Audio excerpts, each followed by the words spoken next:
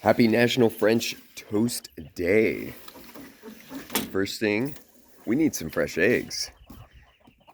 In Kung Fu, I've learned quite a surprisingly amount of life skills, including homesteading, which comes in handy because these girls lay awesome eggs.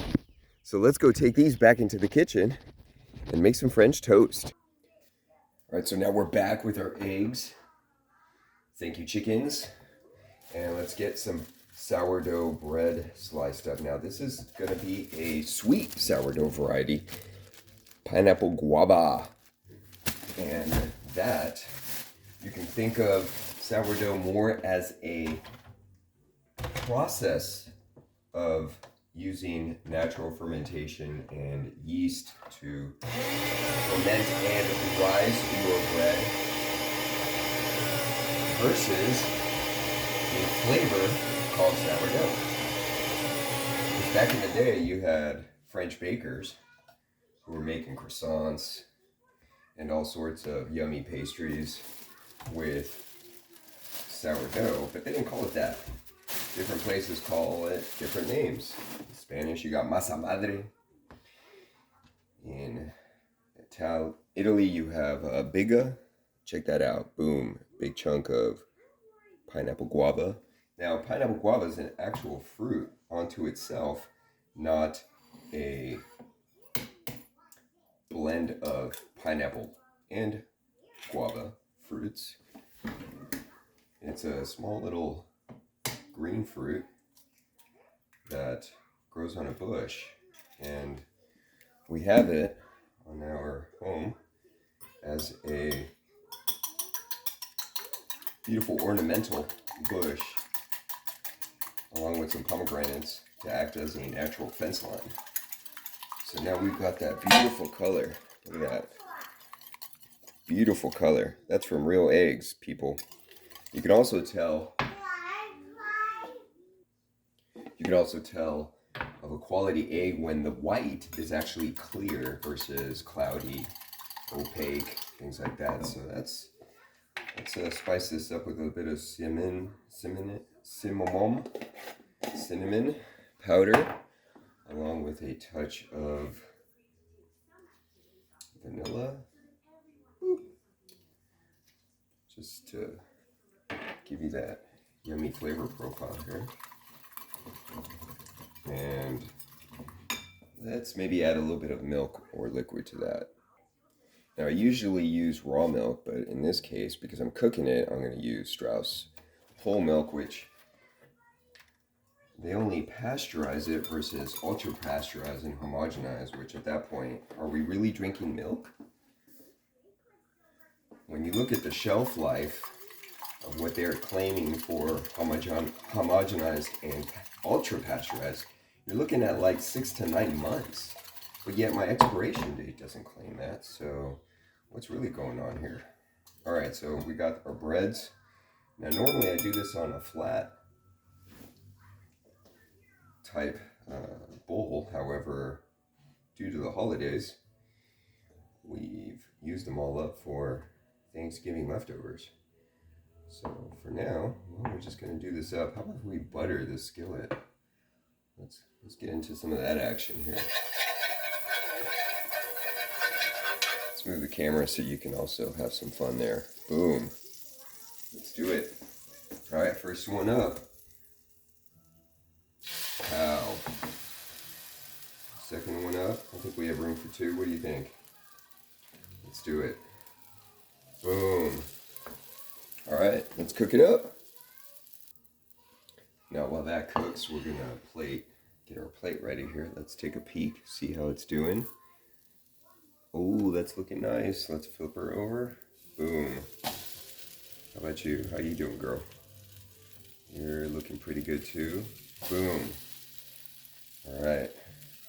So, tips on what to look for in good sourdough. Well, when you look at the label, if it says yeast, you're not buying sourdough. Chances are they're using sourdough for rising the bread and processing the bread versus fermenting the dough with a sourdough starter. If it does say sourdough starter and yeast, you're probably seeing an example of using sourdough as a flavor versus an actual ingredient to leaven the bread naturally. So fermented organic wheat flour, sometimes they call that your starter, or sourdough starter culture. Freshly milled organic wheat berries, special order wheat to mill fresh for my flour. Filtered water, that's important because sometimes chlorine, chloramine, and all the other junk that they stick in water will cause issues with that fermentation because, well, you're trying to naturally culture bacteria and the stuff in water is like killing it. Not cool. Fresh pineapple guavas, yeah. So again, this is a sweetbread. Typically, you only have your sourdough starter, flour, and salt water. Okay. Sugarcane, house-made buttermilk. We were talking about fermenting milk and how ultra pasteurized, homogenized has way long of a shelf period. Well, I can't culture yogurt or cheese or what have you with those products. So if bacteria can't culture it, can my bacteria gut culture that? Not sure. House-made buttermilk, yep, organic pasture eggs, and Himalayan sea salt. We're looking to remineralize the body. So make sure you know what you're eating because, well, new year, new you. Let's make it happen. Let's get you set up with good stuff. All right, as White Tiger Kung Fu has taught me, count chemicals, not calories. You want good food. You are what you eat eats, in essence. That's right. So if the farmer dumped a whole bunch of chemicals in its dirt for the plants to absorb, that's in essence what we're eating. And if the cow wasn't treated well, it goes into its self, its being. All right, I think we're good now. What do you think? Yeah? Bam. Let's plate it. Let's position them pretty here. Because, well, presentation does count, right? And what to do with that leftover egg mixture? Well, I've told my son that it's sweet egg because I end up putting a little bit maple syrup in it. So we're just going to toss the rest of it there on the griddle and allow it to just basically run amok there and cook down. So maybe let's spread it out a bit. And it cooks out relatively quick. And we're just going to see if we can flip that over. What do you think? It's getting a little delicate there. So we might have to do it in stages. That's okay. Kids don't mind. You throw a little maple syrup on there, they're happy with it.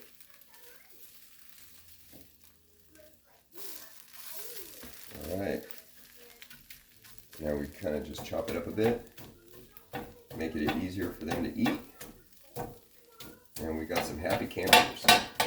Well, I hope you've learned something today. Maybe giving you some ideas and inspiration to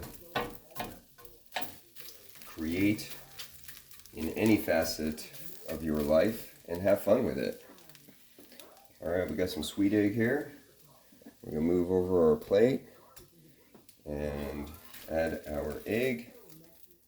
Wham. Turn off our burner, very important, safety first.